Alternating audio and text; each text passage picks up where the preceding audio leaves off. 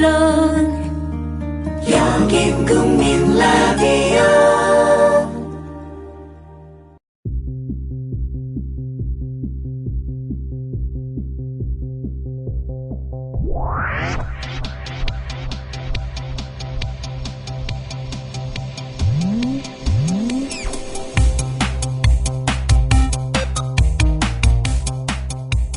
네, 민동기 김용민의 미디어 토크 2015년 을미년이 밝았습니다. 오늘 새해 첫 방송을 맞아서 정말 매우 모시기 힘든 분이에요. 예, 그렇습니다. 변상욱 CBS 컨텐츠 본부장님 어서 오십시오. 안녕하십니까. 예. 변상욱입니다. 지상철 조합원 신청 광고입니다. 강화대교 앞에서 개념 부부가 만드는 개념 곰탕, 연지연 곰탕.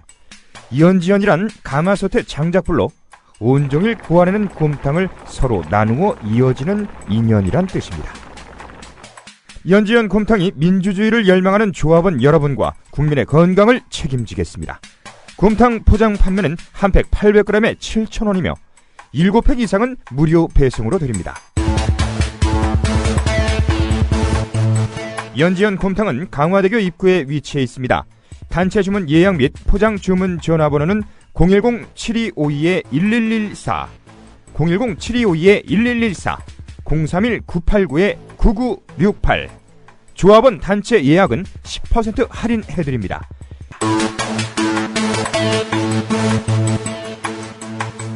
포장 판매 금액의 10%는 국민TV 후원금으로 쓰입니다. 예. 우리 변상욱 본부장님은 이거 뭐 진짜 뭐라고 설명드려야 할까요? 방송계의 산증인. 산증인? 네. 이건 좀 너무 올드해 보이고요. 네. 각자 이제 그 방송의 어떤 그 롤 모델이라는 게 있지 않습니까? 우리 저 아나운서 지망하는 친구들은 손석희 사장 이렇게 떠올리지만 저는 사실 언론인, 방송인을 떠나서 언론인으로서 제 롤 모델은 바로 변상욱 기자였습니다. 이 큰 바위 얼굴을 모시니까요.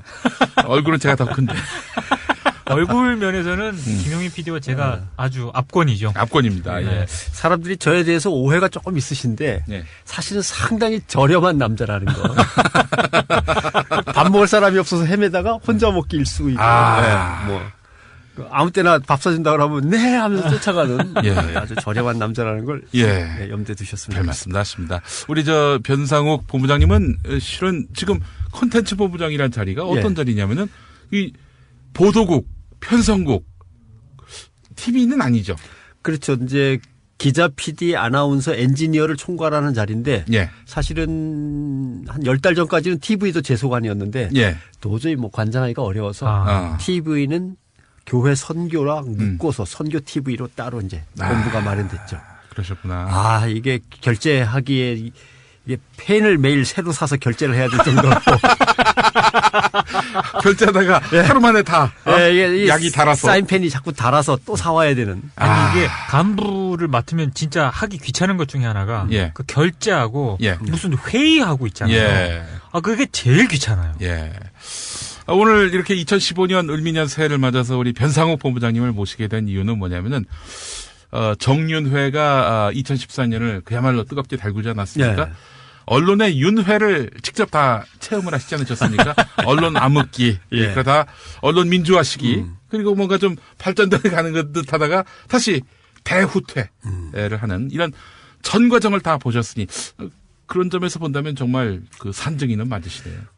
그러니까 이제 뭐 박정희 대통령한테 sad대질 하다가 갑자기 최규하 대통령은 잠깐 건너뛰고 전두환 대통령한테 삿대질 하다가 노무현 대통령한테 노태우 대통령한테 발길질 하다가 그다음에 김영삼 대통령한테 침뱉다가 김대중 대통령한테 좀 째려보다가 노무현 대통령한테 좀 팔짱을 끼고 보는 듯 마는 듯 하다가 그다음에 이제 MB로 넘어와서 이제 박근혜 둘을 합쳐갖고 이명박근혜라고 이명박근혜 그러니까 이제 계속 여러 명의 대통령한테 삿대질하면서 여기까지 온 거죠. 우리 저 변상욱 선배님은 정말 그 기념비적인 사건들이 많습니다. 우선 대표적으로 전두환으로 시작해서 이순자로 끝나는 뉴스. 이게 서슬퍼렇던 전두환 시절에 84년도 사건이고. 84년. 월요기획이었습니까? 86년도 사건. 월요기획이었습니까? 월요기획 그 시간에 그때만 예. 그 언론 특집을 한 날이었어요. 언론 특집을 한 날인데 예. 뭐 사실은 제가 전화 연결을 마침 그날 맡았었는데 네. 청취자에게 어떤 말씀을 하고 싶으십니까? 하니까 전두환 이 정권에 대해서 제가 좀 분노하면서 피를 토하고 싶다라고 해서 네. 살살 하십시오. 네. 네, 너무 세게는 마시고. 네. 저희는 더군다나 보도와 시사 방송을 금지당해 있는 상황인데 네. 법으로 금지당한 이 상황에서 너무 세시면 곤란하고요. 했더니 그래도 아무래도 땡전 뉴스는 내 지금 저 얘기를 하고 싶다. 그래서 알겠습니다 하고 전화를 이제 연결해서 꽂았는데 네. CBS가 뉴스를 지금 금지당해가지고 박탈당한 걸 잘 안다. 네. 그러나 다시 허락된다 하더라도 만약에 전두환으로 시작해서 땡 하면 전두환으로 시작해서 이순자로 끝나는 그따위 뉴스를 하려면 네. 뉴스가 허락 안 되는 게 차라리 낫다. 그게 라이브로 나갔어요. 라이브로 나갔죠. 어이구. 그러면서 거기까지만 했어도 용서받을 수 있었는데 네. 그 뒤에 그러나 이 전두환 정권은 곧 패망할 것이니까 조금 기다리시라 라고 하는 순간 문을 박차고 이제 부국장 국장이 달려든 거죠. 지금 뭐가 나가는 거야 이렇게 되면서 그랬던 것이죠. 네, 그 뒤로 무사하지 않으셨을 것 같은데. 그래서 그 뒤로 이제 저는 어린이 동산을 맡았거든요. 그때부터 역사가 시작됐구나. 네, 그래서 어린이 동산으로 이제 가서 사실은 더 아픈 사연은 테이프를 잘랐어요. 증거를 인멸하려고. 가위로. 9시 땡 하면 전두환으로 시작해서 이순자로 끝나는 그따위. 이 전두환 정권은 곧 패망할 것이다. 싹 가위를 잘랐어요. 휴지통에 버렸어. 그걸 스프라이싱 테이프라고 하잖아요. 그렇죠. 싹 붙이고 이제 시침을 떼려고 했는데 갑자기 디딕디딕 하면서 팩스가 날라오는데 이미 전문이 다 기록이 돼서 당신네 방송에서 조금 전에 이렇게 했는데 차마 거기에다 전두환 이순자라고 못 쓰더군요. 공문서에. 000으로 시작해서 000으로 끝나시는 뭐 이런 공문이 내려왔어요. 이것은 당신에게 허락된 방송사항이 아니오. 이 부분에 대해서 이제 책임을 물어야 되겠습니다라고 딱 왔죠. 그리고 그 증거 테이프를 제출하시오. 그래서 쓰레기통에 있는데 쓰레기통을 탁 갔는데 깨끗이 비워져 있어요. 그때는 그 10층이었는데 왜 건물의 옛날 구조는 이렇게 새 함을 열면 지하 3층으로 바로 쓰레기가 내려가는. 아주머니가 어느새 쓰레기를 모아서 그 철문을 열고 획 던져버리신 거예요. 지하 3층에. 이 지금 증거 인멸된 상태인데. 근데 서류상으로는 제출하시오. 이렇게 후레쉬를 하나씩 들고 담당자 3명이 지하 3층으로 내려가서 조금 전에 떨어졌을 테니까 그 떨어져서 팍 빠져나오는 입구. 마치 이걸 어디 그 나홀로 집에 보면은 그 나오는 장면처럼 그 쓰레기가 떨어져 나오는 거기서부터 이제 뒤지기 시작해서 그걸 찾았죠. 찾았어요. 테이프 조각을 찾아서. 그걸 정성스레 닦아서 닦아서 다시 스프라이싱으로 붙여가지고 제출을 했죠. 그래갖고 이제 다 같이 집에는 전화를 걸어서 솜내복을 준비해다오. 아마 내일이면은 조사를 감옥에 들어갈 것 같다. 감옥에 곧 가야 되니까 솜내복을 좀 준비해달라. 각 집에 이제 부인들은 솜내복을 준비하고 있고. 그러면서 이제 이런저런 얘기들을 했어요. 셋이서. 한 분은 이제 그 한겨레 신문 사장을 했던 고이범 선배시고, 또 한 분은 전국 언론노련 연맹 사무국장을 오래 하셨던 한국연. 뭐 CBS 사장을 하셨습니다만 잠깐. 셋이 앉아갖고 한국연 선배는 몸이 아주 말랐어요. 그렇죠. 나는 때리는 거 정말 아파서 싫어. 고이범 선배가 그랬죠. 아마 거기다가. 그러니까 또 한국연 선배는 난 잠 안 재우는 거 정말 못 참아. 그래서 너는 어떠냐 그래서 저는요 잠 안 자도 견딜 수 있고요. 맞는 거는 이미 군대에서 얼마나 많이 맞았는지 틀려 했는데 용민 씨하고 비슷했던 것 같아요. 저는 굶기면 못 참아요. 그랬는데 갑자기 새벽 1시까지 그렇게 하고 있었는데 어디로? 사무실에서 이제 잡혀갈 때를 기다리면서 어차피 언제 잡으러 올지 모르니까 이제 대기하고 있는 거죠. 한테 전화가 왔어요. 예. 고이범 선배네 집에서. 예. 고이범 선배 장모님이 꿈을 꾸셨는데 예. 시커먼 수렁에 3명이 빠져갖고 허우적허우적 되는데 갑자기 흰옷을 입은 사람이 그 검은 늪 속으로 쓱 들어오더니 셋을 끌어안고 양쪽 겨드랑이에 낀 채로 나왔다. 지금 막 꿈을 꿨대더라. 새벽에 전화가 왔어요. 야, 이거는 뭔가 될 것 같다. 했더니 이제 이 세 사람은 앞으로 방송 일선에 근무하지 않도록 하시오. 이렇게 이제 얘기가 됐는데 저는 뽀뽀뽀로 가고 고이범 선배는 당신은 서울에 있지 말아라. 이렇게 돼갖고서 지방을 도는 다큐멘터리 제작자가 됐고 한국연 선배는 사모님 안녕하세요. 이런 프로그램으로 갔고. 야, 그러니까 그 꿈은 이제 제2의 인생, 어쩌면 덤으로 사는 인생의 태몽이었군요. 그렇죠. 근데 말이죠. 사실 그 시기에 유일하게 전두환 정권을 향해서 할 말했던 방송은 기독교 방송밖에 없었던 거 아닙니까? 그랬던 것 같아요. 그때는 그랬죠. 방송이 얼마 없기도 했고. 방송이라 KBS, MBC, CBS 그 다음에 이제 극동방송 하나 있는데 극동방송 뭐 순수 복음 방송이라고 저쪽가 있으니까. 극동방송 전문가 저기 있잖아요.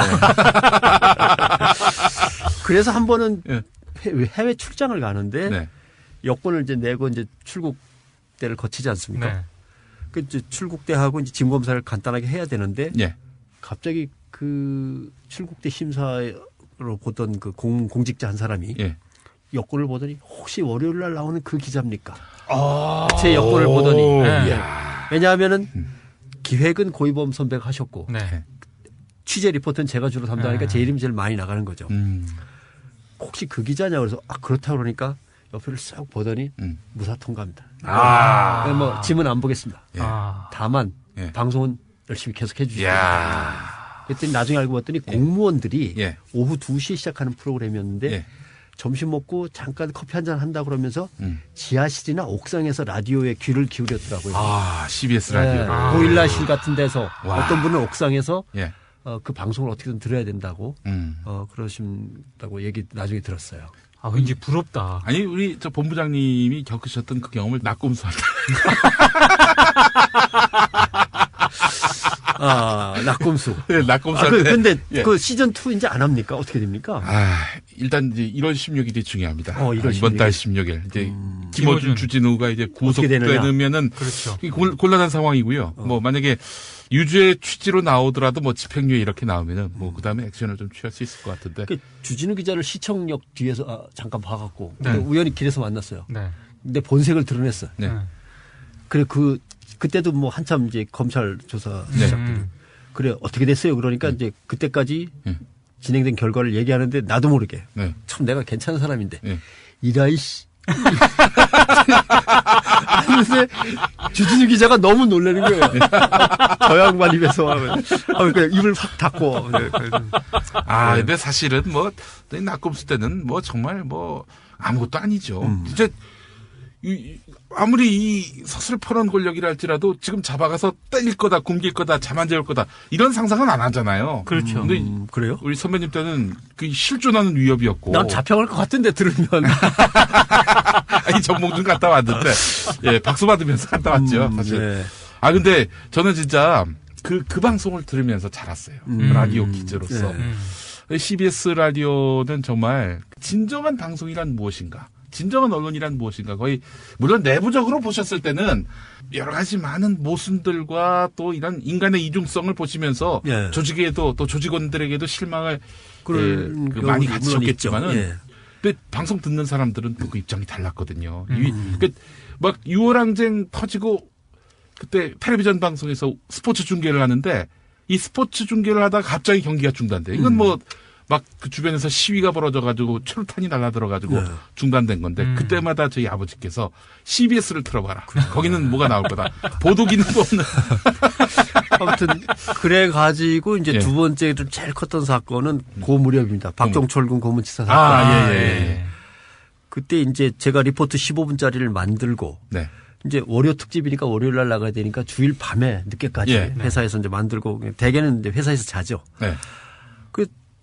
제작 계획서도 이미 다 사인이 나갔고 취재가 끝나서 편집까지 다 끝나고 이제 리포트 녹음만 남았는데 예. 갑자기 아침에 긴급한 회의가 막 경영진이 이제 하더니 방송을 못 하겠다. 그게 바로 고문 없는 세상에 살고 싶다. 예, 월요 기획. 예. 그래서 음악을 틀어라 2시간 동안 이렇게 돼갖고 이제 PD 회의가 열렸어요. 이건 있을 수 없다. 예. 어떻게든 돌파해야 된다. 모종의 작전을 수립하셨죠. 네. 작전을 짜는데 저는 시간이 없어서 당신들은 작전 짜라. 난 빨리 녹음을 해야 된다. 일단. 리포트를 만들어 놔야 되니까. 예. 리포트를 만들어 갖고 돌아왔더니 강행하기로 했다. 그래서 제가 만든 테이프를 들고 예. 그때도 또 고이범 한국연입니다. 그러니까 사모님 만나고 어린이 만나고 다시 다시 뭉쳤어요. 다시 뭉쳤어요. 다시 딱 들어갔는데 예. 한쪽에서는 이제 국장, 부국장들이 음반을 또 이제 음악 들라고 거룩한 음악들을 들고 샥 들어서 딱 마주쳤어요. 한쪽에서 테이프를 막 걸고 한쪽에서 음반을 막 걸고 엔지니어는 가운데 앉았는데 네. 야, 너 이거 틀어. 국장은 명령을 했고. 엔지니어가 이제 그 선택을 해야 되는 상황이군요. 그때 고선배하고 한선배가 이제 예. 어이, 이 시간에 담당 PD는 나야. 큐 사인은 내 걸 받아. 예. 그러니까 엔지니어가 나 떨어타란 말이야. 이렇게 됐는데 네. 못 움직이더라고요. 그러다가 2시가 딱 돼갖고 예. 큐 하니까 예. 무심코 예. 어뢰특집 시그널이 손에 그래서 올라갔어요. 그걸 갖다 간부들이 내리려고 하는 순간 네. 우르르 달려들어서 간부들을 들쳐업고 밖으로 조정실 밖으로 나가서 네. 그 옆에 아나운서실이 맞은편에 있으니까 아나운서실 소파에다 던지고 던졌어요. 네. 네, 거기서 우다다다닥 이제 널브러지고 그 양반들은 다시 쏜살같이 주조정실로 들어와서 문을 잠그고 문을 잠궜어요. 그다음에 캐비넷과 책상 이런 것들을 모아가지고 문에다 바리케이드를 쳤죠. 좀 웃기는 얘기지만 뭐 방송국에서 그런 일도 벌어지나 할 정도의 상황입니다. 문을 잠그고 조정실 문을 잠그고 저쪽을 다 틀어막았어요.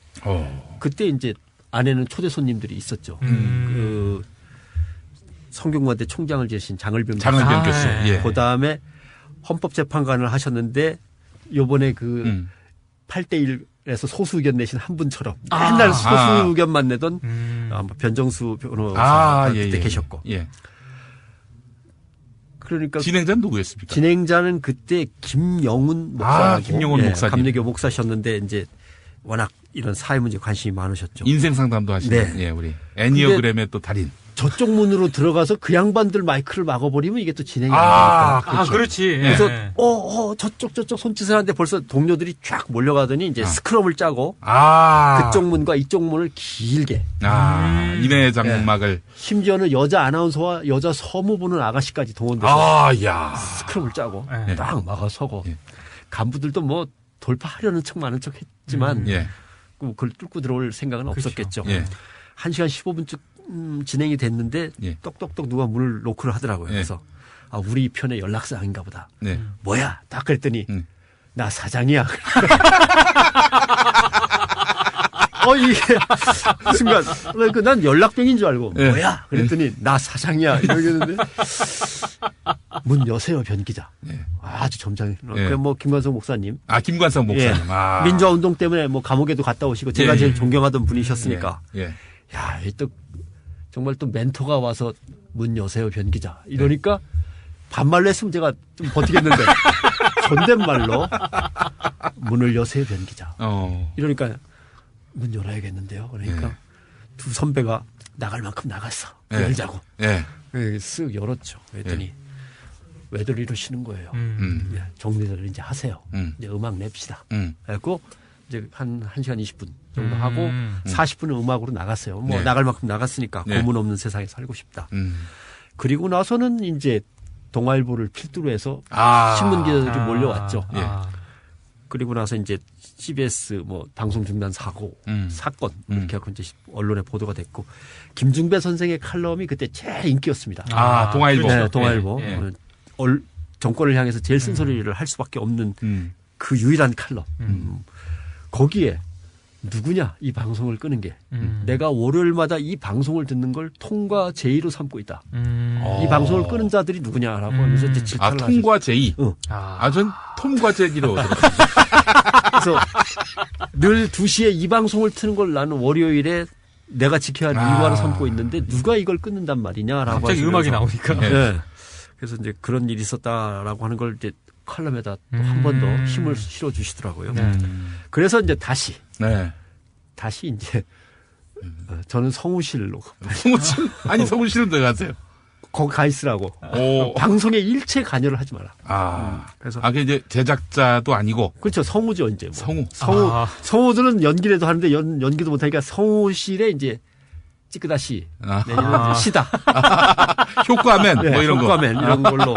그게 보니까 낙엽 주워오라 그러면 낙엽 주워 와서 이게 저벅 이런 소리 내고 이제 뭐 이런 것도 하고 음악 찾아오라 그러면 음악 찾아오고 성우들 물 떠다 주라 그러면 물 떠주고. 그래서 이제 제가 혹시 그때는 조금씩 민주화가 돼갈 때나 제가 기사를 써도 제 이름으로 나가지 않고 다른 사람 이름으로 나갔습니다.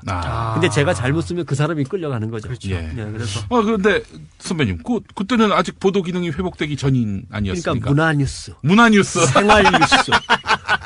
그러니까 물가가 얼마 올랐다 뭐 요 정도만 해도 사실 걸릴 거예요. 그러니까 시장에 뭐 양파가 얼마, 배추가 얼마 이러다가 뒷부분에다가 물가가 갑자기 뛰어오르고 있다. 물가 인상폭이 심상치 않다. 뭐 이런 식으로 쓰는 거죠. 인플레이션이 우려된다. 근데 인플레이션이 우려된다고 맨 앞에 나가면 경제뉴스가 그렇죠. 되고 앞에 양파부터 시작해갖고 뒤에 가면 생활뉴스고 그런 식으로 해서 뉴스를 조금씩 내보냈죠. 교계뉴스를 통해서도 교계뉴스는 그러니까 이제 부장이 이제 저를 가지고 이제 잡것이라고 부르죠. 잡것. 왜냐면 저 때문에 이제 끌려가서 각서 쓰고 맨날 이런 것도 한 8건은 된다고 하니까. 누구셨습니까, 그때? 그때 이제 홍영표 국장 밑에 이제 조남선 부장이시고 이러셨는데 늘 저희가 사고 치면 끌려가서 혼나고 오시고 참 좋은 분들이셨어요. 이제 그러다 보니까 에큐메니컬 뉴스라고 이렇게 WCC에서 오는 게 있었습니다. 이제 진보적 교단들. 그렇죠. 진보적 교단들의 이제 협의체에서 오는 거기 때문에 보면은 남아프리카의 만델라 소식이라든가 그 다음에 필리핀이나 또는 예를 들면 아르헨티나, 브라질 같은 곳에서의 민중혁명 소식 이런 것들이 중간에 들어갑니다. 그럼 거기에서 이제 주교들이나 목회자들이 지지하는 발언도 하고 그런 것만 골라서 또 번역을 하면서 어쨌든 그것도 교계 뉴스니까 교회 소식이죠. 그럼 뭐 자유, 민주, 뭐 투쟁, 혁명 이런 것들만 이제 단어들 계속 골라가지고 이제 교계 뉴스. 교계 뉴스를 빙자한 민주화 소식. 그런 거죠. 만약에요. 그 말씀하신 그런 상황이 지금 만약에 벌어진다면. 벌어질 가능성이 얼마나 될까는 의문이지만 만약에 벌어진다면 어떻게 될까요? 뭐 업무방해에다가 일단 기자 개인을 걸어서 고소하겠죠. 그렇죠. 예전엔 그런 방법이 없었어요. 데려다 때리면 때렸지 뭐 치사하게 고소하고 사람을 이렇게 간지럽히고 하는 그런. 그게 지금 다시 이게 그 시절로 돌아가고 있는 게 뭐냐면 CBS가 그래서 87년에 보도 기능을 회복했지 않습니까? 그렇죠. 그로부터 벌써 20년이 지나서 CBS 뉴스가 우리 사회 중심 뉴스 가운데 하나로 자리 잡았는데 박근혜 정권이 아니 무슨 종교 방송에서 보도를 하냐고. 유사방송. 지금 이러고 있어요 또. 그래서 뭐 김현정의 뉴스쇼라든지 뭐 이런 CBS 뉴스 이 전통의 뉴스들을 다 그냥 싸잡아가지고 방송하지 말라는 식으로. 그렇죠. 그랬었던 거 아닙니까? 근데 청와대에서는 법을 잘하는 사람들이 워낙 많이 모였으니까 기자들을 압박하기 위해서 계속 개별적으로 이제 고소를 하는 거 아닙니까? 자기 개인의 이름으로 청와대 이름으로 하는 게 아니라. 그렇죠. 한겨레는 무죄가 나왔죠. 무죄가 나왔고 아마 이제 저희 것이 그 다음 사례인데 저희 것도 걸려 있고 한데 법을 너무나 잘하니까 계속 이렇게 걸면서 심리적인 압박을 받도록 하는 것이고 잘못해서 진짜 데려다 때린다거나 옛날처럼 그러면 오히려 결집하는 효과가 있을 거니까 그건 아마 피할 겁니다. 예전하고 이미 민주화는 사실 거스를 수 없는 만큼 진전은 됐고요. 역사의 반동이라고 하죠. 이런 걸. 역사의 반동 때문에 다시 한 7, 8년 뒤로는 물러났습니다만은 다시 이제 뻗어나갈 거는 분명하다고 저는 믿습니다. 그래서 예전처럼 그렇게는 아니겠지만 그러나 가진 수단은 다 동원해서 이제 압박을 계속 하고 있는 거고. 근데 문제는 위에서 그런 행태를 보이니까 밑에서 더 알아서 기는 사람들이 많아요. 깃발 들고 기는 사람들이. 대표적인 게 말씀하신 대로 방송통신심의위원회. 그렇죠. 방송통신심의위원회라고 하면은 가장 자유롭고 문화적으로 트렌드가 앞서가야 될 방송과 통신을 심의하는데 공안검찰관 출신들이 방만 거. 예. 이제 이기는 좀 났습니다. 일기 때는 맞아요. 광대들이 모였나 싶을 정도로 예, 상식 이하에 예. 그 심의위 전체 회의가 이렇게 매주 열리잖아요. 그럼 이제 기자들이 가서 이제 그 모니터를 이렇게 지켜보거든요. 근데 정말 그 심의위 담당했던 저희 담당 기자들이 도저히 그 몇 시간 동안 그 위원들끼리 이 논의하는 거를 화딱지가 나서 못 보겠다고. 그러니까 수준이 너무 낮다는 거죠, 한마디로. 그래서 이거는 정신적으로 너무 문제가 있으니까 교체를 해달라고 그 정도로 좀 심각했었어요. 예. 한쪽에서는 그렇고 한쪽에서는 또 MBC 같은 경우 김재철 사장이라든가. 그렇죠. 또 이게 참 전설의 인물들이 또 등장해서 그 방송 잘하고 취재 잘하는 사람이 뭐 하냐 그러니까 요 창고지기 한다고 그러죠. 스케이트장 관리를 할 뻔했고 예. 뭐 문화센터에 가서 꽃꽂이하고 토스트 만드는 거 배운다고. 자 그렇게 해갖고 이제 알아서 기는 사람들이 나타나는 거죠. 진짜 어린이 동산으로 갔네요. 그분들은. 그래도 우리 변상욱 선배는 그래도 그 프로그램을 했죠. 프로그램 이름이 어린이 동산이었지. 참. 아니 선배님 궁금한 게 자 그렇게 해서 이제 1987년 6월 예. 민중항쟁이 막 일어났고요. 그래서 이제 6.29 선언이 있었고요. 예. 그 뒤에 CBS가 보도기능 회복을 위해서 기습뉴스라는 걸 또 하지 않습니까? 기습뉴스. 역사를 난 다 꽤. 근데 진짜 슬픈 저한테는 아주 아픈 상처. 그래요? 뭔지 압니다, 제가. 뭔지 알아요. 알아요? 그 기사를 쓰셨는데 날씨 기사를 맡으셨어. 날씨 기사를 오보를 쓰신 거야. 근데 그 오보가 예. 예를 들면 민주화가 됐으니까 허가를 내줘야 될 거 아니에요. 네. 뉴스 허가를 예. 안 내주고 차일피일 미루는 거예요. 그렇죠. 그래서 단식 농성에 이미 들어갔고 우리가 에이 질러버려. 내자 이거. 내자. 그래서 뉴스를 준비했어요. 오랜만에 그 막 뉴스를 만드니까 다들 막 떨리고 막 저는 그나마 쫄짜니까 잘 모르는데 선배들은 감격에 겨워서 웃긴 얘기하면 아까 나왔던 이름 중에 조남선 부장은 그때 여자 아나운서 남자 아나운서 같이 하면서 요건 남자가 읽고 요건 여자가 읽고 남녀 이렇게 되어 있습니다. 남자가 읽고 남자라고 써야 되고 여자가 읽고 여자라고 써야 돼. 산의 남자는 한자는 못 쓰는 거야. 한 군데 가지고 돌돌돌 떨면서 이렇게 막 그리고 있어요. 그래서 못 써. 그러니까 옆에서 고비범 선배가 툭 써. 모르면 그냥 한글로 쓰세요. 그걸 지금 그게 벌벌벌 떨면서 지금 시간이 없어요. 그러니까 그 받전자 밑에 힘력자잖아요. 힘력자 그러니까 힘력자 하면서 썼죠. 그러니까 뉴스가 빵 하고 그냥 시그널과 함께 나갔어요. 그러니까 이제 다시 신문사에서 막 연락이 왔습니다. CBS가 드디어 7년 만에 뉴스 재개하면서 막 그날 한 번 하고 다시 못 하긴 했지만 사회면에 조선일보가 2단으로 냈어요. 그 괜찮은 신문이었는데 그때는 그 CBS 기습뉴스 해가지고 뭐. 저도 뭐 거들고 싶은데 선배들이 막 서로 쓰고 싶어갖고 기회를 안 주는 거예요. 그 선배들이라는 게 뉴스를 담당하던 선배가 아니고 뉴스를 담당 못하고 쫓겨가서 뭐 기획실에 있던 총무부에 있던 선배들까지 와서 막 같이 쓰는데 넌 날씨 기사 써. 태풍도 온다는데. 태풍 온다는 셀마입니다. 셀마. 기상청에 전화를 걸었더니 셀마가 다행히 일본 쪽으로 빠져나갈 거래. 썼어요. 뉴스 끝나고 다음날 새벽에 셀마가 한반도를 관통하면서 숫자도 대충 기억 187명인가 189명인가 사망 휴정자가 났습니다. 웃으면 안 되는데 이거.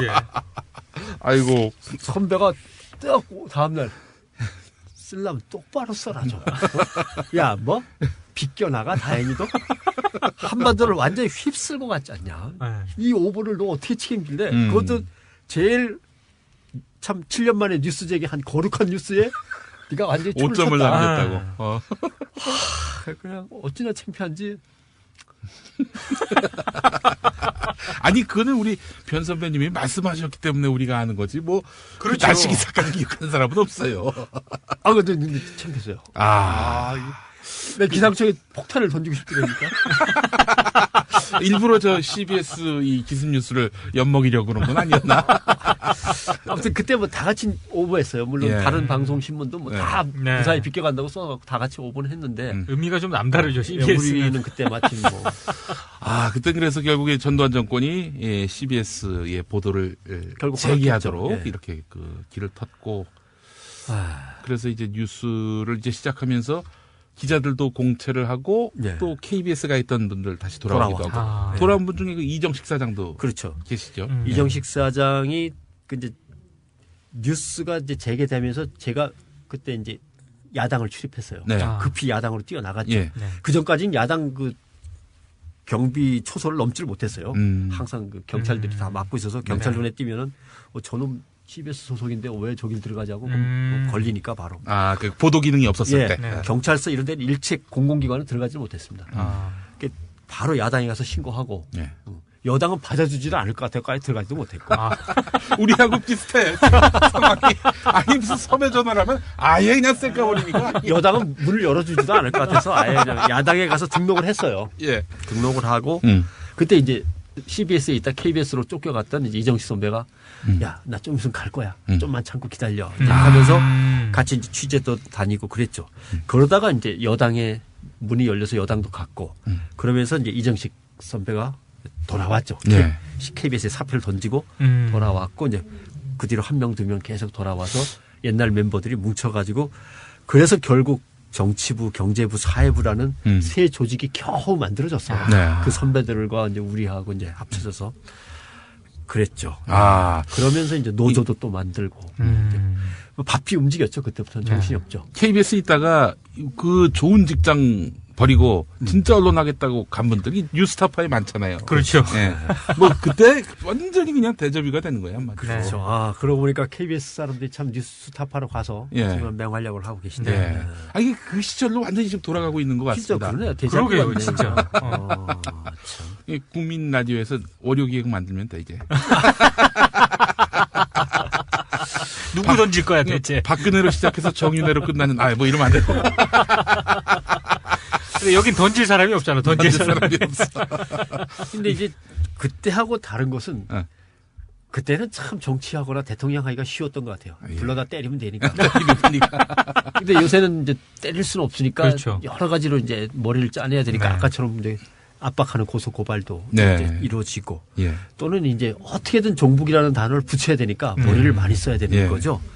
그러니까 이제 예를 들면은 국정원 사건이 뻥 터지면 이제 또 다른 간첩 조작 뭐 이런 것들이 막 나오면서 덮고 그렇죠. 그렇죠. 네.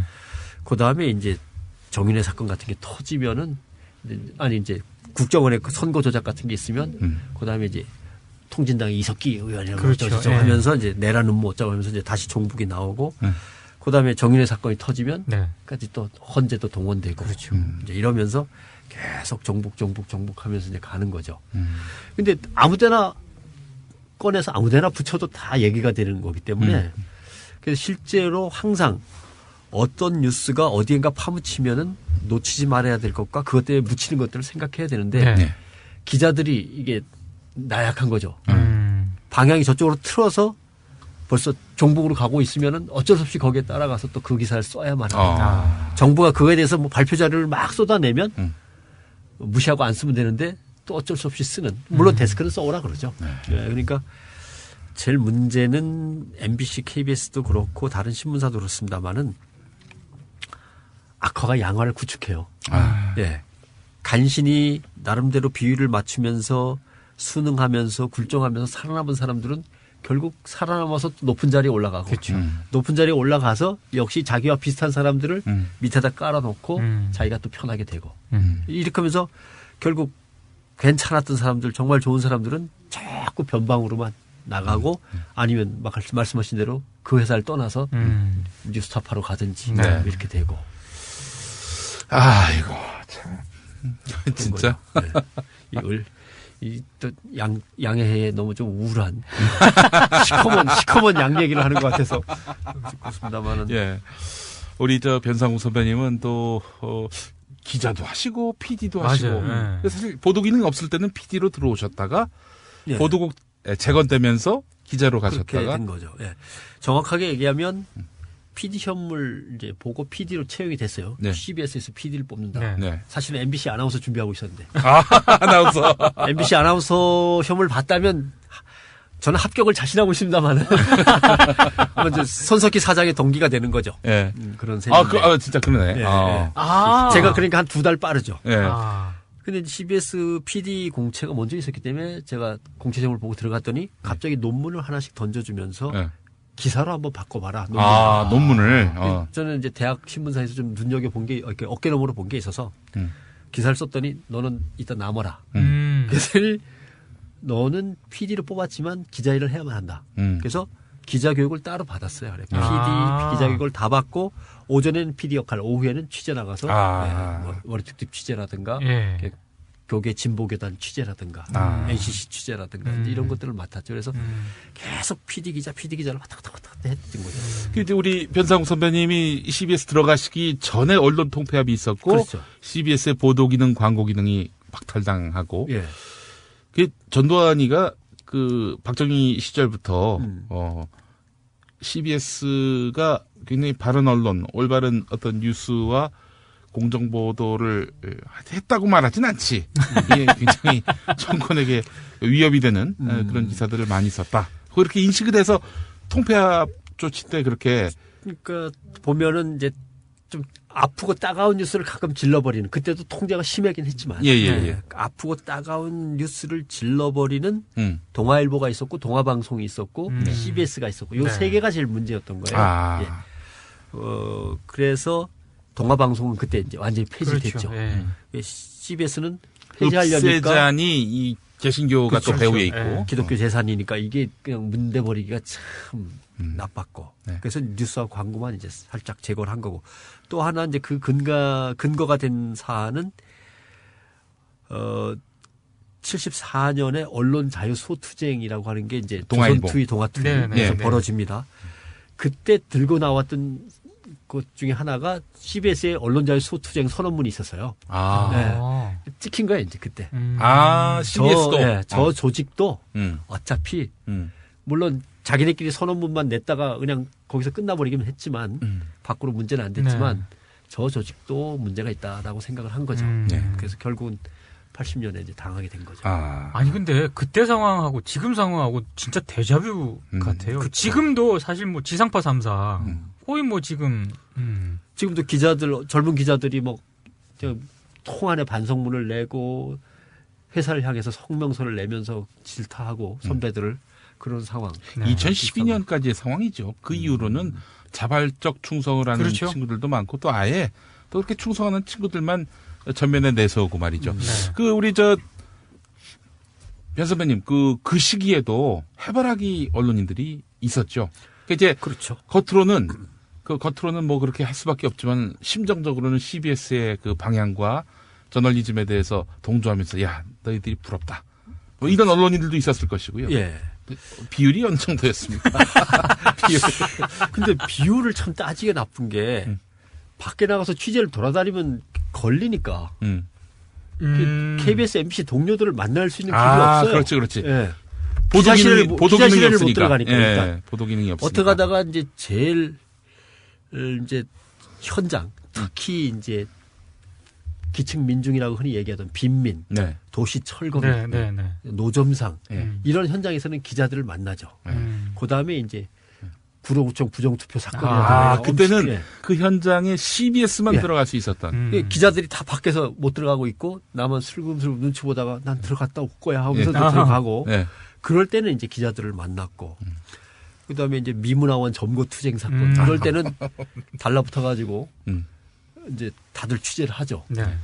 저는 그 안에 있는 사람들이 친숙하니까 담을 넘어 들어가는데 다른 사람들이 쭈뼛쭈뼛 해야 되고 어떻게 거절당할지 모르니까 두려움이 있고 그러면서 이제 그래도 저 친구들은 참 할만 나겠다. 근데 이런 부러운 시선을 이제 받기도 했고 또 국민들로부터 그런 신뢰를 받기도 했고 한 것은 사실은 뭐 기자로서는 엄청난 복이죠. 그렇게 생각을 합니다. 요즘 들어서 너무 출세를 지향하는 그런 언론인들이 많아지고요. 뭐 언론사도 많아지니까 뭐 그쵸. 이런저런 인간들이 또 언론인이랍시고 또 이렇게 무대에 서는 경우가 많기 때문에 어떻게 저런 친구가 기사를 쓴다고. 뭐 이렇게 판단할 수 있는 여지들도 많아지는 것 같은데. 이제 결국 그 시점을 잡아보면 박정희 대통령부터 이제 문제는 시작이 되죠. 당연히. 예. 왜냐하면 74년 그 이전까지는 경영주가 있고 경영주 예, 편집국장과 예. 주필이 있어요. 네. 이 사이에 담이 있습니다. 아. 밖에서 따로 만날 수는 있어도 네. 경영진이 편집국에 들락날락한다든가 편집국장이나 주필을 갖다 불러가지고 기사 문제를 이야기한다든가 이런 건 없습니다. 서로 넘지 못하는 선이에요.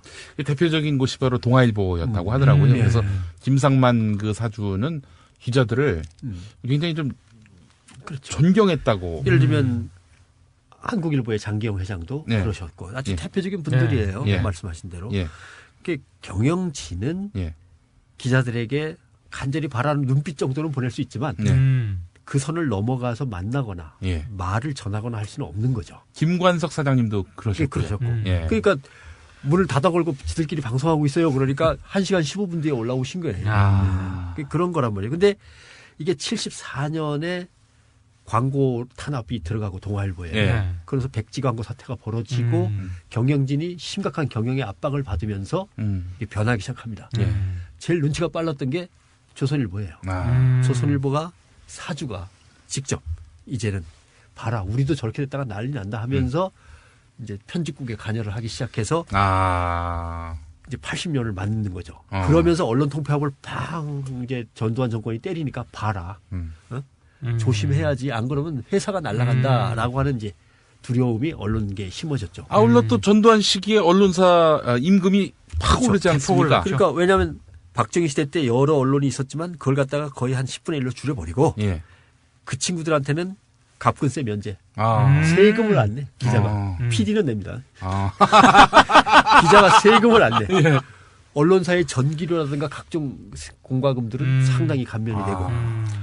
그러면서 연봉 엄청나게 올려줘요. 왜냐하면 3조 호황 시대 아닙니까? 80년대. 그렇죠. 돈은 80년대. 많이 벌리는데 인원은 확 줄었으니까 언론계에. 그렇죠. 네. 그러니까 몇몇 언론사에 돈이 몰리는 거죠. 그러니까 언론고시라는 말이 이제 그때 생겨나는 거죠. 저 고시만 통과하면 나는 완전히 기득권층으로 신분 상승한다라고 하는 것이 언론계에서 정해진 거죠. 하나의 패턴으로. 그러면서 사람들은 똑똑한 사람들이 많이 몰려들고 또 그 와중에도 예. 그 옛날에 학도호국단이었어요. 네. 호돌이. 네, 호돌이. 총학생회는 이제 저항하던 시대의 이름이고 이제 어용 총학생회 비슷한 그때 이제 학도호국단이라고 했죠. 그 당시에 협조적이던 학도호국단의 간부들과 대학 신문사 방송사의 간부들이 특채로 언론사에 이제 많이 들어갔죠. 그러면서 80년대의 언론들은 이제 그때 관변 언론이라는 어용 언론 관변 언론이라는 그 이제 이름이 씌워지도록 이제 틀지워지는 거죠. 예. 그러면서 그 뒤로는 사주가 편집국을 관여하는 거는 그냥 뭐 너무나 자연스러운 관행이 돼버렸어요. 예. 그러면서 노태우 시절에는 민주화를 감당 못하니까 하고 싶은 언론사 다 해라고 풀어주죠. 김영삼 때는 언론들이 또 경쟁을 시킵니다. 누가 돈을 더 많이 풀어가지고 더 선점하느냐 좋은 자리를. 그 뭐 직면 경쟁도 있었고요. 그렇죠. 맞아요. 그때는 뭐 36면에서 48면 막 들면 무거워서 그 척추 디스크 걸린 신문 돌리는 배달원들이 늘어난다고 할 정도로 정형외과에 가면은 신문 배달원들이 더 많이. 이건 뭐 진짜 왜냐하면 그걸 갖다 수백 불을 들고 그렇죠. 돌아야 되니까 그걸 또 던져야 되니까 손목이 나가고. 그런 이제 치열한 경쟁 속에서 생존 경쟁 속에서 중앙일보인가 동아일보 사이에는 칼부림도 한번 났죠. 시칼부림 한번 났죠. 조선하고 중앙인가요? 네. 신문 지국 사이에 칼부림 나서 살인 사건까지 날 정도니까 이런 경쟁 하에서 경영을 생각 안 할 수가 없는 거죠. 그래서 점점 언론사의 간부들이 경영진의 눈치를 보거나 경영을 갖다 아예 도와주기 위해서 나서고 지금은 이제 아예 기자들까지도 밥벌이에 동원되는 이런 상황이 된 거죠. 아침에 잠깐 얘기하셨지만 어뷰징. 어뷰징 아주 가슴 아픕니다. 대놓고 얘기를 합니다. 그 이제 언론인을 소재로 한 드라마가 2개가 있어요. 피노키오라는 게 하나 있고 힐러라고 하는 게 하나 있는데 힐러에 그런 장면이 나오더라고요. 수습 기자로 들어왔는데 선배가 하루에 60건은 써야 돼. 옆에서 묻더라고요. 아니 하루에 기사를 어떻게 60건을 쓴다는 거예요? 저기서 드라마에서 지금 얘기하는 컨트롤 C, 컨트롤 V. 설명을 그렇게 했죠. 청와대 의혹 이런 네. 기사가 있다 그러면 두 번째 기사는 의혹의 청와대. 세 번째 기사는 청와대 의혹 가실 수 있나. 네 번째 기사는 청와대 의혹 언제 풀리나. 내용은 다 똑같지만. 그렇죠. 예. 그래서 60개 정도는 뭐. 그 정도면 뭐 60개 쓸 수 있죠. 가볍게 만들 수 있는 거죠. 네. 그래서 이게 어뷰징이다라고 네. 설명할 수밖에 없었습니다. 근데 설명하면서도요. 네. 참 소름도 돋고 등에 그쵸. 식은땀도 흐르고 그러거든요. 네. 그렇게 사냐? 우리 그렇게 산다. 저는 오늘 굉장히 많은 그 깨우침을 얻었습니다. 우선 그 사주가 편집에 관여하게 된 것이 언론사 광고로 광고를 완전히 차단을 시켜가지고 밥줄을 끊고 아예 언론사를 없애는 그 시기 70년대 80년대로부터 이 뭐 사주든 자본가든 이들이 편집에 관여할 수 있는 길이 트였고 그리고 실제로 60년대 기자 생활했던 선배들은 네. 사주가 기사를 이렇게 저렇게 한다는 거에 대해서 개념이 없어요. 개념이 그런 일을 어떻게 하지라고 이제 와서 이게 뭐 이제 일상화되니까 참 기가 막히다고 한탄을 하시지만 예전에 당신들이 근무하던 시절에는 사주가 기사의 제목이나 기사의 내용을 가지고 편집국장을 부르고 지금 생각해봐도 그 역사책 이런 걸 읽어도요. 해방 전후 그때하고 그 60년대 이럴 때가 오히려 더 언론이 다양한 칼라 같은 게 있었던 것 같아요. 보니까. 그렇죠. 그리고 사실 이제 외환위기 이후에 정규직, 비정규직의 개념이 생겼고, 그렇죠. 그 이전에는 뭐, 어디, 취업을 하면은 그 사람이 뭐 임시직이라 할지라도, 그렇죠. 웬만하면 끝까지 같이 가는 식구의 개념이 있었는데, 아니, IMF 이후로는 뭐 자르는 거는, 회사가 어렵다?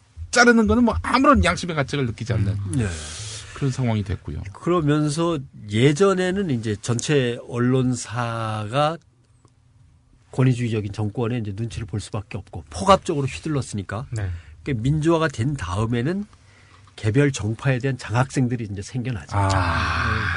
YS 장학생, DJ에 가까운 뭐 일맥들 뭐 이런 식으로 이제 장학생들이 생겨나죠. 그러다가 이제 노무현 대통령 때는 개혁적인 언론을 꿈꾸는 대한 언론파와 노무현 대통령의 언론 개혁에 대해서 반기를 드는 반기를 들고 핏발을 세우면서 막아서야 하는 보수 기득 수구 언론이 이제 있고 그 중간에서 기득권은 어느 정도 있는데 기성 언론으로서 개혁은 하고 싶고 갈등을 일으켰던 이제 몇몇 언론들이 또 갈팡질팡 그런 시대로 이제 넘어가고 그러다가 이제 뭐 MB 정권 때는 뭐 전혀 다른 상황이 이제 벌어지는 거죠. 근데 선배님 CBS는 변한 게 없어요. 그러니까. 그게 참 신기해요. 아니 물론 이제 뭐 시대의 변화에 맞게 뭐 매체를 확장한다든지 뭐 전국 방송망을 늘린다든지 뭐 그런 차원의 그 변화는 아니더라도 최소한 안 달라진 거 내가 얘기하는 건 뭐냐면은 해바라기 언론은 안 하고 있다는 거예요. 해바라기 언론이야 뭐 되겠습니까만 왜냐하면 실제로는 아니 동아일보의 급변을 보십시오. 그런가요? 급변침. 그렇죠. 잘 이해를 어떻게 보면 시스템이 다른 것 같아요. 왜냐하면 우리는 언론 노조를 갖다 급히 만들어 가지고 그다음에 촌지 거부 운동, 갑근세 내기 운동 뭐 이렇게 시작을 해서 목사님들이 이제 세금 내야 된다 이런 얘기처럼 기자들 언론인들도 세금을 내야 된다. 맨 처음에 언론 자유가 되찾아졌습니다. 정식 기자가 되셨습니다. 그러냐 그랬더니 이제부터는 세금을 안 내셔도 됩니다. 그러는 거예요. 아니 내가 왜 세금을 안 내도 된다는 얘기냐 하니까 정식 기자들은 세금을 안 낸대요. 그래갖고 이제 얘기가 돼갖고 이제 그 기자협회에서 다시 세금을 내는 쪽으로 틀었죠. CBS 기자협회에서. 근데 세금 내야 된다 우리가 이제 뭐 그런 얘기들을 하니까 기자협회에서도 또 언론 노조에서도 그래 세금은 내야지 어떻게 라면서 세금 내는 얘기들이 CBS에서 시작해서 한국기자협회 언론노조로 이렇게 다. 그때 이제 언론 노조들이 한국일보를 시작해서 막 만들어지면서 그게 막 이신점심으로 막 같이 이제 연결이 되던 때입니다. 그랬는데 하나 이제 얘기하고 싶은 것은 그때는 빼앗긴 자유를 되찾아야 한다는 동질감이 강했어요. 동질감이 강했어요. 그러니까 우리는 그 동질감으로 똘똘 뭉친 사람들만 있는 방송국이었어요. 물론 그 중에서도 너무 무서워서 좀 약간 주춤한 사람도 있었지만, 근데 지금은 그렇지는 않거든요. 그러나 그때 언론 노동 운동을 같이 한 사람들이 맨 이제 밑에서부터 시작해서 네. 지금 사장까지 다 합니다. 아, 그렇죠. 네. 예. 그리고 제가 이제 사장 바로 밑에가 전데 예. 저도 뭐 언론 노조 네. 연맹에도 있었고 언론 네. 노조 연맹뿐만 아니라 회사에서 노조위원장을 했고 예, 뭐 예. 다 그런 사람들과 그런 동질성이 강한 집단으로 있으니까 이게 아. 그나마 흔들리지 않는데 KBS도 사실은 노조원이 4,000명 될 때 노조 집회하면은 한 50명 모였어요. 아. 네. 90년대 중반쯤만 해도. 네. 네. 그러니까 이렇게 일찍부터 대우가 흐트러진 곳은 네. 정말 어려운 거죠. 그럴 겁니다. 사실은 이제 언론사가 이제 노조 파업을 하게 되면은 그 파업이 성공으로 끝나면 모르겠지만 실패로 끝난다. 후유증이 이를테면은 굉장히 바퀴 들고 큽니다. 이제 들어가는 양상이 된다 그러면은 네. 그때는 진짜 언론사 노조 그 노조의 그 위기가 닥치게 되는 거고 네. MBC 노조의 위기가 바로 그렇죠. 그런 거 아닙니까? 그렇죠. 네.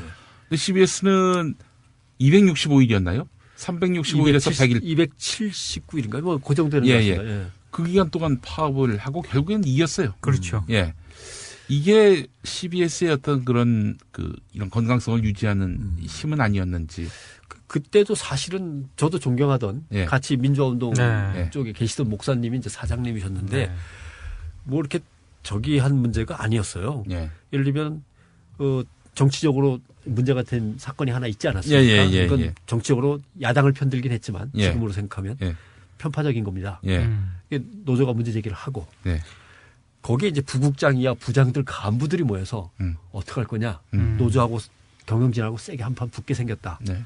라고 할 때 이 정도라면 CBS에서는 적어도 CBS에서는 큰 근간을 흔들게 한 거기 때문에 사장님이 용퇴하시는 게 맞습니다. 예. 하고 사장님께 용퇴를 갖다가 하는 이제 선언서를 써서 사장한테 갖다 드린 거죠. 네. 다만 제가 주모자로 몰린 것은 네. 그날 김치찌개 집에서 계산을 제 카드로 했다는 것 때문에. 아니 난 전혀 뭐 그냥 뭐 있어서 그 중에 one of them인데 그냥 뭐 그 중에 한 명일 뿐인데 나중에 보니까 누가 밥을 샀어 했는데 제가 그런 문제가 있었고 예. 근데 사장은 이걸 야 그렇게까지 할 건 아니지 않냐 예. 너무한다 예. 그리고 어떻게 간부면은 좀 경영진하고 뭔가 이렇게 좀 어느 정도의 가까운 거리 속에서 함께 좀 의논을 해줘야지 사장님 나가십시오 이게 뭐냐 예. 라고 해서 이제 정직 그 간봉 징계가 이제 떨어졌죠. 네. 그러니까 이제 노조에서 네. 우리 선배들을 돌려다오 네. 하면서 이제 다시 항의가 시작이 됐고 그러면서 이제 파업으로 치달아 가는 거죠. 이거 뭐 애들로 말씀하시는데 이런 겁니다. 이제 당시 그 사장께서 김대중 대통령 쪽이었나요? 그렇습니다. 예. 그렇죠. 예. 그쪽에다가 축 총선 승리 뭐 이런 허언을 보냈어요. 뭐 발전을 기원합니다. 이게 아니라 축 총선 승리 이러니까 아니 언론사 사장이 이런 식으로 보낼 수 있느냐? 이거는 정파적이지 않느냐? 사실 그 비화를 하나 더 얘기한다면 예. 그러면 안 됩니다라고 하니까 사장이 아 그래 아무래도 좀 오해를 살 수 있어 취소시켜 그랬는데 이미 꽃배달은 도착을 했던 거죠. 그러나 이미 그것이 언론에 보도가 되고 CBS의 위상을 갖다 흔들었기 때문에 사장님은 이럴 때는 나가시는 게 깨끗하게 나가시는 게 사장님의 위신에도 도움이 되고 CBS에도 도움이 되는 겁니다라고 했는데 사장이 못 받아들인 것 때문에 이제 문제가 커지기 시작한 거죠. 아유, 근데 참 그때 그 CBS의 그 투쟁을 보면서 말이죠. 이게 가능한 언론사가 과연 몇이나 있었는가? 그렇죠. 예, 이런 투쟁이 관심들이 많이 있었고 그 당시 우리 그 변 선배님은 그래도 저기 간부에 그렇죠. 그때 속하셨지 간부였죠. 않습니까? 뭐 아마 부장에서 부국장으로 막 올라갈 때쯤인지. 예. 그러니까 편성국장 바로 밑에서 편성 제작을 전체를 갖다 관장하는 건데 예. 제가 이제 뭐라고 설명을 해야 될까요? 예. 후배들이 다 파업하러 나갔고 예. 그 남은 프로그램들을 갖다가 막 시사자키 진행. 그러니까 지금 따지면 어떤 거냐면 예.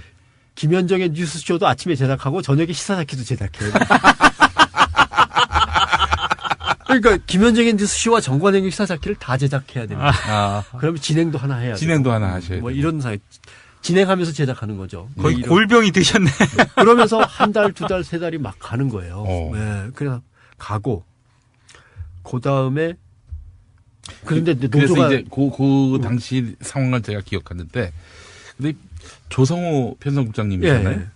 이분께서 그러다가 나중에 박대승 편성국장. 예. 이 뉴스를 해야 되는데, 그것도 CBS가 당시 아침 뉴스가 지금은 김현정의 뉴스쇼, 박재홍의 뉴스쇼가 돼서 1시간 반 정도 그런 시사 프로그램을 하고 있는데, 그때는 CBS 뉴스가 아침 7시부터 9시까지인가 2시간을 뉴스 레이더가 있고 해서 2시간. 혼자 떠들 수도 없는 거 아니에요? 그 중간중간 또 리포트가 나가야 되는데, 리포트 목소리가 아쉬운 거예요. 그래서 조성호 국장님께 뭐 지금 리포트 하나 읽으셔야 되는 거 그렇죠, 아니야? 그렇죠.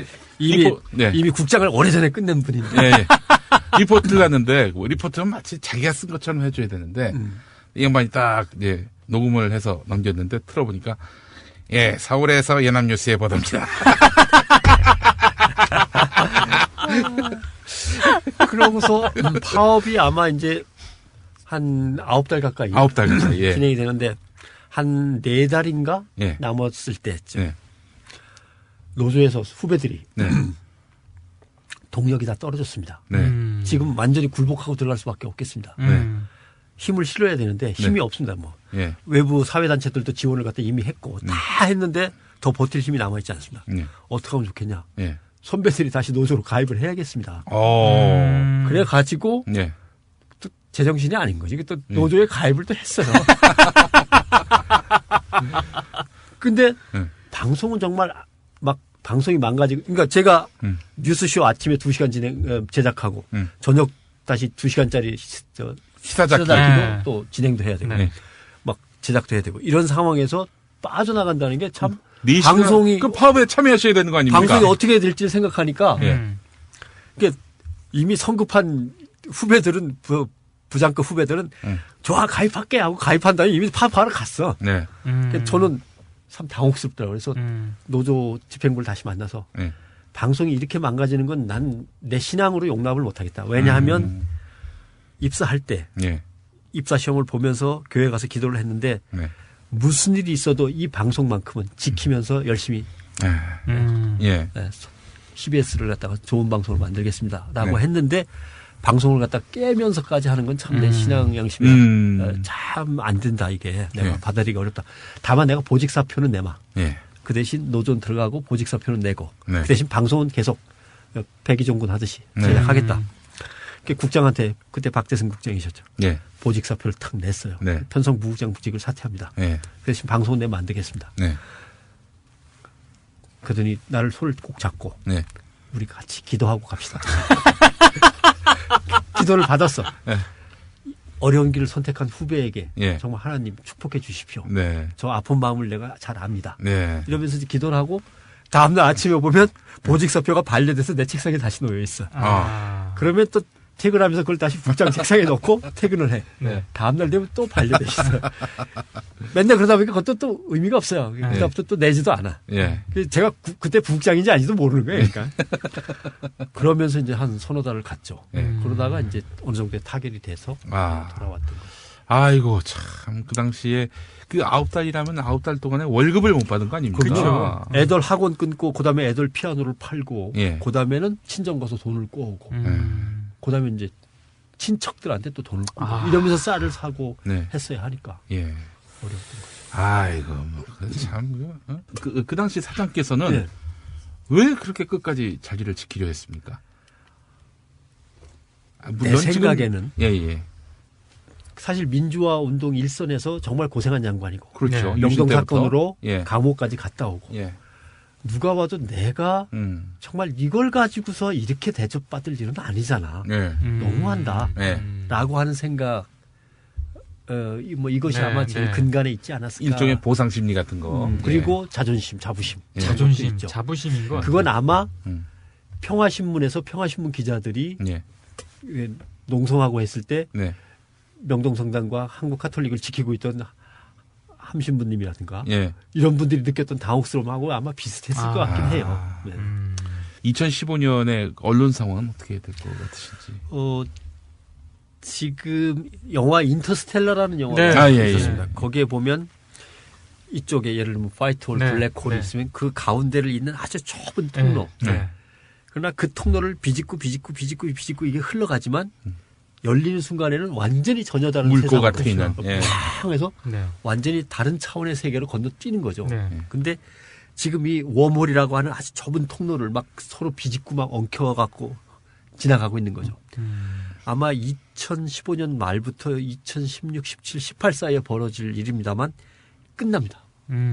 아마 2015년 말이나 2016년에는 거의 터질 거라고 봅니다만 펑 터진 순간 전혀 다른 언론의 지평이 열리는 거죠. 언론계의 빅뱅이. 예, 빅뱅이 아마 있을 거라고 생각이 됩니다. 아하. 이미 어떻게 빅뱅이 된다고 보십니까? 이제 매스미디어라는 존재가 없어지는 거죠. 아. 예, 매스미디어 하면은 조중동, 예. 네. 그다음에 KBS, MBC, 네. SBS. 네. 이건 이제 매스입니다. 네. 국민 대중을 대거 흡수해서 전파하는 네. 매스미디어는 없어지고 네. 그 매스미디어들이 미들미디어로 내려올 겁니다. 아. 그러니까 지금 종편 중에서 한두 개 정도는 거기에 걸맞는 미들미디어로 성장을 할 거고 네. 나머지 종편들은 미들미디어보다 한 급 아래인 네. 준 미들미디어로 이제 갈 거고 그 밑에 수많은 스몰 미디어들이 이제 자리를 잡겠죠. 이걸 네. 롱테일이라고 하죠. 왜냐하면 높고 거대한 산이 있는 거는 매스미디어지만 이게 허물어져 갖고 조그마한 언덕 몇 개만 남고 긴 구릉들이 이제 놓이는 거죠. 이게 롱테일이라고 흔히 얘기를 합니다만은. 이제 그거를 조중동은 하향 평준화라고 말하겠군요. 그것이 거부하고 싶지만 예. 돈이 움직이니까 거부를 못 하는 거예요. KBS, MBC, SBS에 몰려있던 돈, 조중동으로 갈 수밖에 없던 광고 네, 그렇죠. 예. 돈이 예. 이제는 종편으로 내려오고 다시 미들로 내려오고 스마트 미디어, 모바일 미디어 속으로 들어가는 거죠. 수많은 미디어 속으로. 네. 예. 네, 그래서 예를 들면은 뭐 국민 TV 예. 또 이런 팟캐스트 방송들이 네. 광고를 갖다가 유치할 수 있는 지금 채널이 안 열리고 있지만 예. 채널이 열리면서 그 수많은 팟캐스트 채널들이나 유튜브 채널들, 국민 TV 또는 뉴스타파 등에 정확하게 그걸 보는 사람들의 숫자를 디지털이 가능하게 하는 거죠. 예. 그 숫자를 세서 그거에 걸맞는 돈을 정확하게 뿌리는 기업의 행태가 시작이 될 겁니다. 네. 그러면 우리 몇만 부 찍어. 우리 청출이 얼마나 높은데 이런 식으로 과거의 언론의 위세를 가지고 광고주, 기업주들을 찍어 눌러가지고 광고를 갖다 훑는 작업은 이제 불가능해지는 거죠. 예전에는 언론의 위세만 갖고 했지만 이제는 돈 자체가 스스로 움직여버리면 이 돈을 KBS, MBC가 다시 빨아들일 힘이 없습니다. 정확하게 KBS, MBC, SBS의 광고는 해마다 5%에서 8% 사이로 계속 줍니다. 그러니까 그게 한 몇 년만 계속 그렇죠. 됐어도 지금 벌써 한 4, 5년 계속 됐으면 20, 30%는 줄어버린 거죠. 네. 그다음에 미디어 노래도 났습니다마는 10년 전과 비교하면 조중동은 완전히 절반으로 완전히 구독수 수가. 떨어졌죠. 네. 그래서 JTBC가 될지 뭐가 될지 모르겠습니다. 종편 채널 몇 개 중에 한두 개는 살아남아서 어쩌면은 KBS, MBC가 하향 평준화된 그 선에 간신히 맞추고 있을 거고 나머지 종편은 더 내려갈 거고 그 밑에 이제 쫙 스몰 미디어들이 깔리고 CBS 같으면 스몰 미디어와 준 미들 미디어 중간쯤에서 이제 생존 경쟁을 치열하게 할 거고 뭐 이런 이제 상황이 벌어지겠죠. 네. 그래서 매스 미디어 시대가 아니라 이제 언론이라고 하는 것은 아마도 거기서 조금 더 나간다면 언론을 언론사를 중심으로 생각하던 개념 자체가 이제 깨질 겁니다. 예. 이제는 시민이 자기들이 의사소통하고 자기들이 여론을 조성할 채널들을 찾아서 네. 스스로 매스 커뮤니케이션의 장을 열어가는 그 모든 것이 사실은 언론이 되는 거죠. 예. 그래서 언론의 개념 자체가 이제 바뀔 거죠. 예. 저도 뭐 그렇더라고요. 그 이제 무한도전이 MBC를 압도하고 있지 않습니까? 예. 그렇죠. 이게 프로그램이 한 방송사 아래 여러 프로그램들이 이렇게 정말 뭐 서열처럼 조직도처럼 이렇게 존재하는 것이 아니라 방송사의 이름은 그냥 그 컨텐츠 아래에 이렇게 내려가듯이 뭐 진행자, 저널리스트 혹은 프로그램 이 자체가 하나의 미디어가 되는 그런 시대. 이제 그런 사람들이 자기가 소신껏 프로그램을 만들고 그 프로그램이 그냥 사장되는 게 아니라 얼마든지 그렇죠. 시청률을 가지고 남한테 보여줄 수 있는 채널이 열리기 시작하면 예. 굳이 KBS, MBC, SBS, 조중동 이런 곳에 기존의 기성 언론들에 있을 필요가 없는 거죠. 나가서 당연히 만들겠죠. 예. 그러면 이제 그야말로 인구의 빅뱅까지도 벌어지겠죠.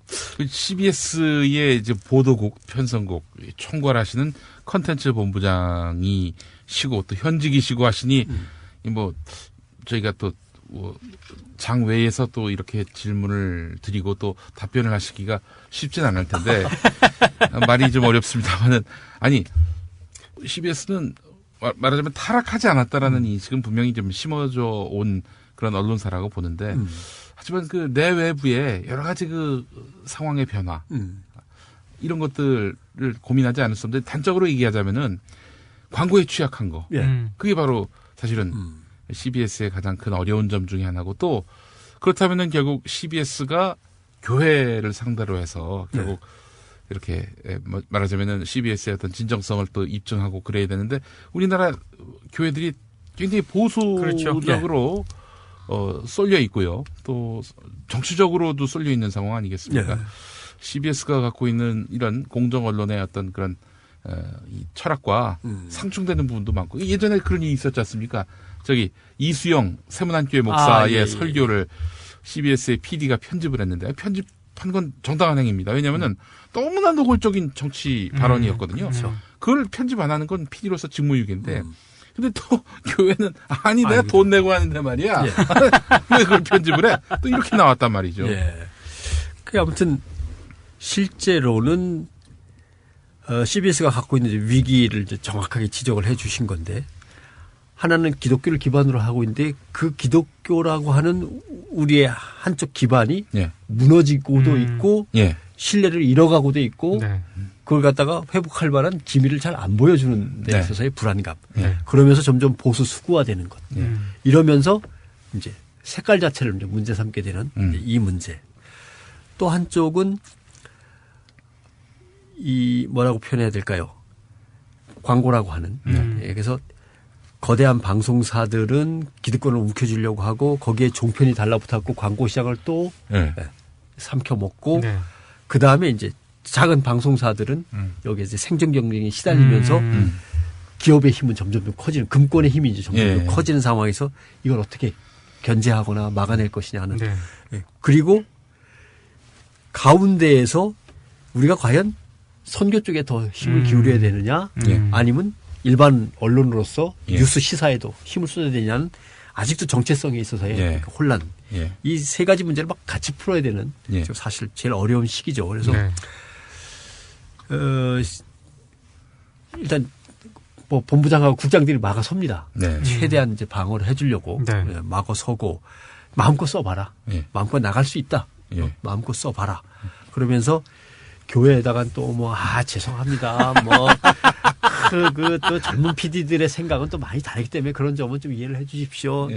기업에 가서는 그래도 이 정도면은 그래도 무난하지 않습니까? 뭐 옛날 같았으면 더 독하게 했을 텐데 뭐 이러면서 또 어떻게든 사정도 할 때도 있습니다만은 후배들한테는 그런 얘기하죠. 기도해라. 우선 기도해라. 왜냐하면 어렵고 힘든 순간에 누구라도 인간은 본능적으로 쉬운 길로 가고 싶고 그다음에 덜 위험한 쪽을 택하고 싶은데 자기의 욕구와 자기의 의지 자체가 먼저 순결해져야 된다. 기자가 먼저 굴종하기 시작하고 기자가 먼저 기사를 갖다 기레기 기자로 쓰기 시작하면은 그걸 데스크가 봐줄 수는 없습니다. 기자가 제대로 써냈는데 데스크가 그걸 주변 여건을 따지면서 조금 어떻게 좀 순화시킬 수 없겠나 고민을 할 수는 있지만 니들 먼저 일단 순결해야 된다라고 하는 얘기를 하고 두 번째로는 우리의 목표는 하나뿐이다. 찬송가의 뜻이 힘을 가진 자를 바르게 하고 낮은 자를 들어서 힘을 더 보태주고 추한 자는 깨끗하게 씻어내고 강한 자 바르게 약한 자 힘이 되게 그다음에 끝없이 무릎 꿇는 이 찬송가입니다. 그렇죠. 그 2절이거든요. 이게 이제 그 강한 자 바르게 약한 자에게 힘이 되게 그다음에 추한 것은 깨끗하게 이거다.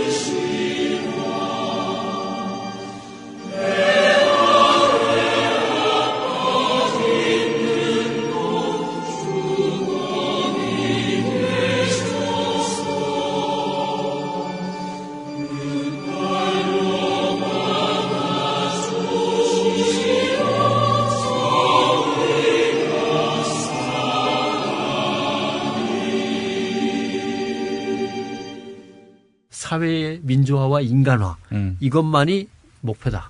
그래서 사람에 대해서 사회의 민주화에 대해서 끊임없이 관심을 갖고 복잡하고 어려우면 그렇게 생각해라. 어떤 게 인간적인 길인가, 어떤 게 민주적인 길인가, 이것만 생각하면서 기사를 쏟아오 하고 당부를 하죠. 그 대신 이제 하나 더 한다면 새롭게 열리는 스마트 미디어 시대에 네. 빨리 적응해야 된다. 요즘 본부장님께서 가장 저 만나면 그 젊은 후배들한테 불만인 중이 이겁니다. 이거 빨리 가야 된다. 먼저 왜냐하면 큰 방송사, 큰 신문사보다 우리가 유리한 거는 더 유연하고 재빠르고 그쵸. 단단한 거다. 그렇죠. 이 특장점을 놓치면 우리는 뭘로 상대를 할 거냐. 그쵸, 그쵸. 경쟁력은 여기서 나오는데 그것이 이제 지금 갖고 있는 숙제죠. 참 제가 이제 마무리를 해야 될 시점에 이르렀는데 네. 이렇게 시간이 짧은 거를 그러게요. 또 이렇게 또 장시간 제 멘토가 되시는 분께서 이렇게 말씀하시는 걸 옆에서 듣는 게 얼마나 참 영예로운지 기억하십니까, 선배님? 제가 사실은 93년에 93년 그렇죠. 예, 무슨 대학 기자 대학생. 행사가 있었어요. 예. 그때 행사 때 청주 CBS 보도국장으로 오셨고요. 저는 이미 익히 알고 있었지. 중고등학교 때부터 이미 봐왔던 변상욱이란 거대한 그 저널리스트의 그 위용을. 그래도 예. 이제는 김용민 씨가 훨씬 더 컸어요. 아니 그때도 제가 몸무게 더 나갔습니다. 지금 이 어려운 시대에 이 CBS의 맛과 빛을 또 유지하시는 이 모습 너무나 아름답습니다, 선배님. 네. 예. 저도 뭐 부탁드리고 싶으면 낙곰소를 들으면서 예. 저거다. 진보 진영이 갖고 있던 그 답답하고 그냥 폭발 직전의 분노로 막 이렇게 예. 그냥 그쵸. 그냥 날서 있던 그 시퍼런 날서 있던 그 모습 그게 아니라 저렇게 미각을 돋구면서 맛깔스럽게 예. 저게 새로운 진보 운동인데 예. 참 우리 딸이 그래갖고 막 그냥 뭐 있는 예금 털어가지고 여기다 헌금한다 그럴 때 내가 막지 않았습니다. 그래서 정말 시즌 2의 낙곰수를 기대하고 있어요. 그러면 틀림없이 이번엔 나 초대 손님 넣어달라고 아유, 한 번은 아이고 선배님 제가 가겠습니다. 더 말할 나위가 있겠습니까? 이거 정말 참. 네, 아무튼 기대하겠습니다. 예. 또 우리 CBS가 있다는 게 사실 지상파 방송 중에 그나마 유일하게 믿을 수 있는 방송이 CBS밖에 없어요. 지금 3사는 다 죽었고요. 3사 대단히 죄송합니다만. 예. 네. 그래도 요새 보니까 예. KBS 내부에서는 예. 참 고민들 많이 하고 그럼요. 새로운 예. 움직임이 고민만 해요, 있습니다. 고민만. 예. 예. 아니 근데 움직임이 있긴 네, 있어요. 있긴 있어요. MBC는 제가 아직은 조금 보고 있어요. 움직임만 있어, 움직임만. 시스템이 좀 많이 망가져서 MBC는 아닙니다만 MBC는 KBS에 노력하는 것은 제가 예. 많이 보고 있어요. MBC는 큰 기대를 안 하고 있습니다. 예. 네. 또 뭐 벌써 절망하고 또 뉴스타파로 가신 분도 계시고. 그래서 약간 전 굉장히 지상파 방송에 대해서 회의적인데 그나마 전 그래서 사실은 종교인으로서 종교를 이제 갖고 있는 사람으로서 이 시대에 하나님이 CBS를 유지시키는 것이 무슨 의미가 있을까 이런 고찰들을 많이 하거든요.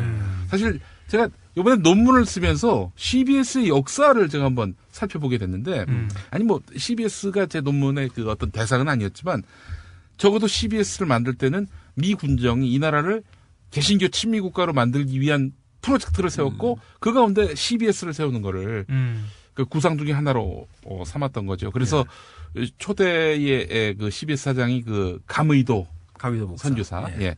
그분은 미군 아들이에요. 그런 식으로 미군 아들들을 중심으로 해가지고 이렇게 미국 개신교 친미 개신교 국가를 만들기 위해서 그런 여러 계획 중에 하나로 CBS를 세우는 거였는데 참 놀랍게도 그 50년대 초반에 미국의 교계가 정권 교체가 돼요. 보수에서 진보로 바뀌어. 그러면서 이제 CBS가 오늘날까지 이렇게 진보라는 어떤 특정 진영에 있다는 얘기가 아니라 타락하지 않게 된 것도 다 그런 어떤 역사의 맥락 속에 그러면서 있다. 또 마침 6.25 전쟁도 터지고 네. 전쟁 직후에 예. 지금 뭐 개신교 뭐 이런 걸 따질 게 아니라 예. 이 사회에 제대로 된 민주 질서라도 좀 있어야 되는데 하면서 뉴스도 허가가 그때 이제 한꺼번에 다 된 거죠. 예. 맨 처음에 기독교 방송이라는 걸 만들었는데도 불구하고 뉴스건 드라마건 뭐 시사 교양이건 다 해라고 허가도 그때 났던 거죠. 그래서 이제 미국 보수 교계가 이 CBS가 이상한 방향으로 가네 해가지고 만든 게 또 극동방송 아니에요. 그렇죠. 예. 아예 공산권 선교 단체들이 만들어버렸으니까. 예. 그 CBS가 4.19 때 3.15 부정선거를 들춰내고 4.19 혁명 실황 중계를 하고 그리고 나중에 또 광주 민주화운동 당시에 광주 CBS는 아예 방송을 꺼버렸어. 꺼버리고 그냥 찬송가 틀면서 그리고 6월 항쟁 때 우리 전두환으로 시작해서 이순자로 끝나는 패망할 정권이라는 예언을 했었고, 예, 그리고 또 오늘까지 이어지고 있는데. 저는 그때 진짜 CBS 한 몇 년 더 다니고는 아마 문을 닫든지 제가 쫓겨나든지 할 거라고 생각하고 있었는데, 네. 이렇게 오래 다니리라고는 정말 33년을 다니리라고는 참 생각 못했습니다. 만약에 CBS가 문 닫았으면은 신의 존재란 과연 있는가 이런 회의가 아마 들었을 겁니다. 그래서 CBS가 또 변 선배님이 계시니까 또 더 믿을 만한 방송이고 또 지금 또 걸출한 또 후배 백진들이 아주 지금 구축이 돼 있습니다. 가치를 따르는 진정한 언론인들이 CBS 포진돼 있기 때문에. 근데 김용민이가 또 이렇게 CBS를 막 이렇게 굉장히 좋아한다는 식으로 얘기하면 도움이 안 되거든. 그래서 이런 얘기하는 것도 아주 신중하게 됩니다만은 예, 하여튼 신년을 맞아서 오늘 우리 변상욱 선배님과 함께 정말 2015년 한국의 언론 어떻게 될 것인가 그 지형도 살펴보고 또 과거 이야기도 들어보면서 너무 재밌었습니다. 아주 저도 즐거웠습니다. 아주 두 분 다 강건하게 새해도 한국의 미디어를 좀 이끌어 주실. 또 선배님, 우리 방송 주로 들으시는 분들이 최초의 협동조합 방송, 미디어 협동조합에 우리 조합원 분들이 많으시거든요. 이 언론 비평이나 언론의 어떤 현실, 속살 누구보다도 잘하는 아주 고급 청취자들입니다. 그러시군요. 그분들께도 좀 새해 덕담 한마디 해주십시오. 제가 이제 책에는 있는지 모르겠습니다만. 사실은 이게 신조가 그렇습니다. 그래서 말로. 여러저리 잘 쓰려고 애쓴 것보다는 진실한 말로. 말보다는 침묵으로. 그리고 다시 침묵에서 삶으로. 실제로 기자라 하더라도 글을 쓰는 기자가 아니라 시대에 대해서 책임을 갖고 살면서 헌신하는 기자가 올바른 기자라고 생각합니다. 요즘에는 왜 그런지 모르지만 기자는 객관적이어야 돼 하면서 글만 객관적으로 쓰면 되는 거라고 생각하는 건데 그게 아니고 기자는 사회에 대해서 주창할 수 있어야 됩니다.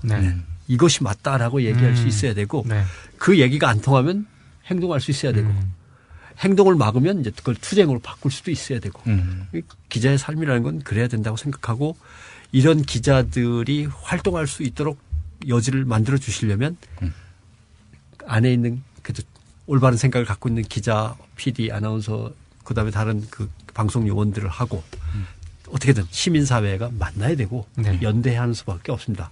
그래서 늘 깨어 계셔서 이렇게 국민TV도 만들어 주시고 이 나라의 언론을 걱정해 주시니까 그래도 언론계 곳곳에 아직 남아있는 그루터기 같은 언론인들을 격려해 주시고 힘이 닿는 한 함께 만나셔서 힘차게 언론을 갖다 좀 더 민주 언론으로 밀어갈 수 있도록 격려해 주셨으면 좋겠습니다. 감사합니다. 감사합니다. 예.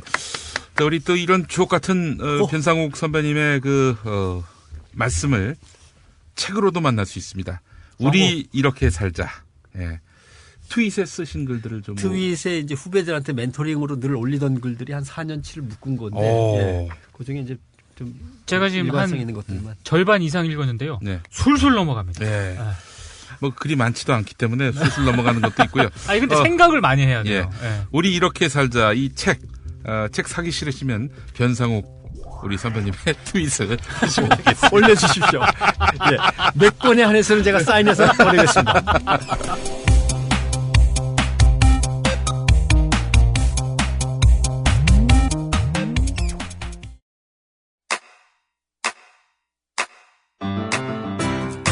국민 라디오 지지하는 4가지 방법 아시나요? 다운로드하기, 별점 주기, 댓글 달기, 구독하기. 국민 라디오를 보다 많은 이들에게 전할 수 있는 가장 손쉬운 방법. 다운로드하기, 별점 주기, 댓글 달기, 구독하기. 잊지 마세요. 다운로드하기, 별점 주기, 댓글 달기, 구독하기.